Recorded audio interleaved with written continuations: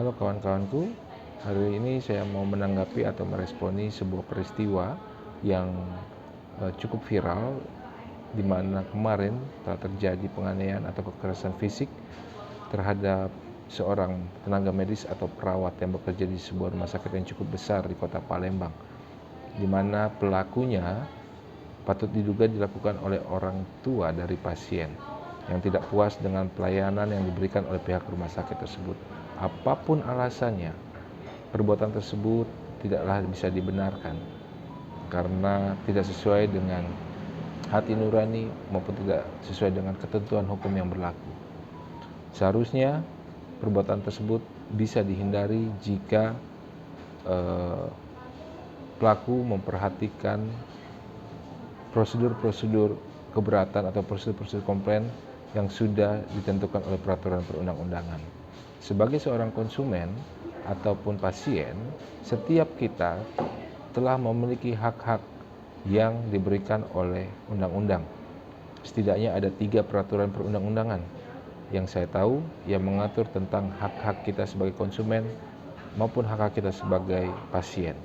Yang pertama adalah Pasal 4 Undang-Undang Nomor 8 Tahun 99 tentang perlindungan konsumen, di mana di sana ada sekitar 8 hak konsumen yang harus diperhatikan oleh setiap pelaku usaha.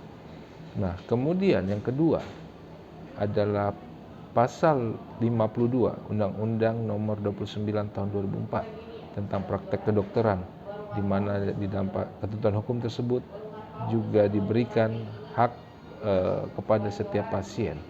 Dengan kata lain, para dokter harus memperhatikan hak-hak pasien dalam menjalankan profesi kedokterannya. Nah, kemudian yang ketiga adalah diatur dalam pasal 32 Undang-Undang Nomor 44 Tahun 2009 tentang rumah sakit, di mana dalam undang-undang tersebut ada sekitar 18 hak pasien yang harus diperhatikan oleh pihak rumah sakit. Dan ketiga undang-undang ini sesungguhnya juga mengatur bagaimana ketika hak-hak ini dilanggar, langkah-langkah apa saja yang harus dilakukan. Secara umum ada beberapa langkah yang bisa dilakukan oleh kita sebagai konsumen atau pasien ketika kita tidak puas. Yang pertama adalah dengan melakukan keberatan atau komplain langsung kepada para pelaku usaha. Misalnya ketika kita lagi makan di restoran, kita bisa langsung meminta untuk bertemu dengan manajer dan kita kemudian membuat pengaduan, baik lisan maupun tertulis.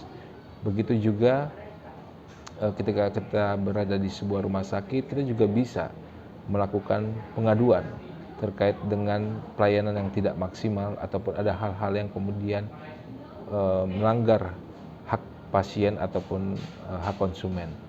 Nah, apabila pengaduan kita tidak ditanggapi oleh pelaku usaha ataupun pihak rumah sakit ataupun dokter yang kita keberatan, maka kita dapat menempuh 2 jalur hukum.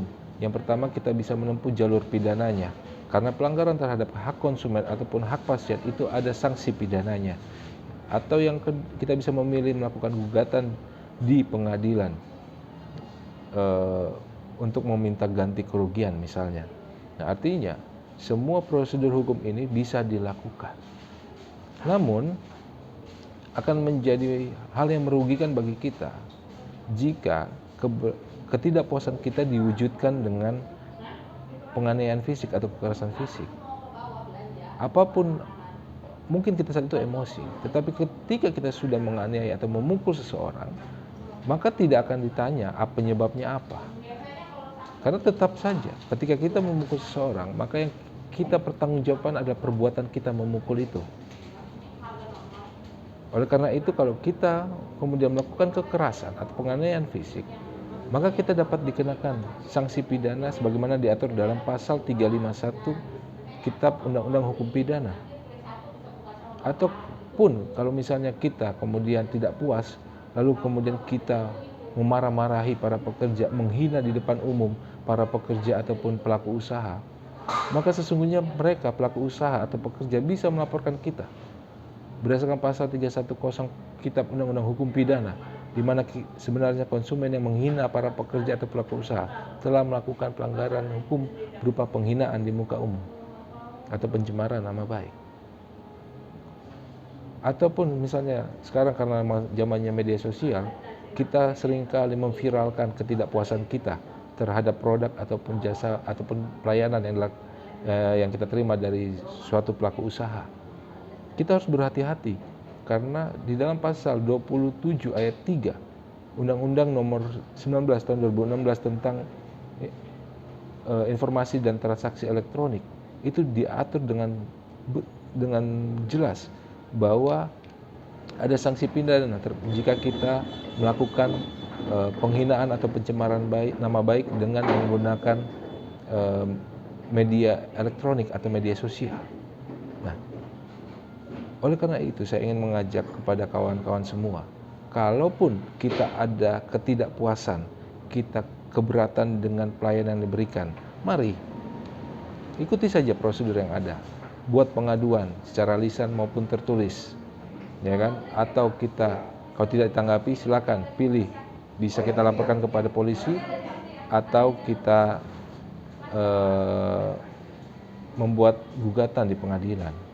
Nah, biasanya kalau kita melakukan prosedur seperti itu, pelaku usaha akan meresponi dengan baik dan kita akan dilindungi hak-haknya karena mereka takut dengan namanya sanksi pidana, mereka takut dengan yang namanya gugatan perdata karena akan merusak nama baik mereka di mata orang lain dan usaha mereka akan hancur. Oleh karena itu biasanya mereka akan langsung meresponi pengaduan yang kita buat secara lisan maupun tertulis. Nah, ini akan jauh lebih bijaksana, ini akan jauh lebih baik daripada kita harus berhadapan dengan hukum karena emosi yang kita buat. Memang menahan emosi ini tidak mudah, tetapi dari peristiwa ini kita harus belajar. Yang pertama, kita harus belajar untuk menghargai orang lain. Jangan berpikir kalau kita sudah kaya, kita mampu bayar mahal, maka kita bisa bertindak seenaknya kepada para pekerja. Kita bisa maki-maki, kita bisa marah-marah. Jangan pernah berpikir seperti itu. Karena mereka juga manusia, mereka juga sama seperti kita. Mereka bisa buat kesalahan sama seperti kita. Dan yang terpenting adalah nafas kita juga dari Tuhan, sama seperti mereka juga diberikan nafas dari Tuhan. Ya kan? Kita sama-sama masih di bawah kolong langit ini, kita sama-sama diciptakan dari tanah dan akan kembali ke tanah. Lagi pula, di atas langit masih ada langit, bro. Di atas langit masih ada langit, bos. Kalau kau merasa kau kaya, masih banyak lebih kaya dari engkau dan mereka lebih baik lagi. Mereka tidak pernah merendahkan orang, itu lebih banyak lagi. Jadi mohon, jangan merasa kau sudah bayar mahal. Kita berhak untuk melakukan apapun. Kita berhak memukul orang lain, kita berhak maki-maki. Coba, jangan berpikir seperti itu. Belajarlah menghargai orang. Belajarlah menghargai profesi yang kita anggap hina. Karena tidak ada yang hina di mata Tuhan. Selama dilakukan dengan ketulusan hati, selama dilakukan dengan pekerjaan yang dilakukan adalah halal, maka tidak ada yang hina. Tidak ada yang rendah di mata Tuhan. Kemudian yang kedua, belajarlah untuk menguasai diri kita. Sekalipun kita marah, kita harus tetap berpikir dingin. Ada prosedur hukum yang telah diberikan untuk melindungi hak-hak kita, baik sebagai konsumen maupun pasien. Yang ketiga, mulailah belajar untuk mengikuti prosedur yang berlaku, supaya kita benar-benar bisa memperjuangkan jika memang ada hak-hak kita yang terlanggar. Karena kalau tidak, maka itu tidak akan maksimal. Justru kita akan berhadapan dengan hukum.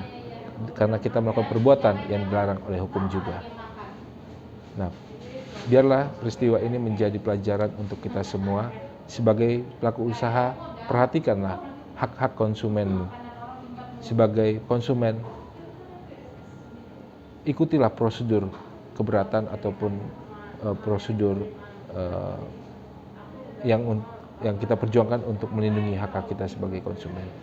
Sudah ada 3 tadi, melakukan pengaduan langsung, tertulis maupun lisan, kepada pihak pelaku usaha.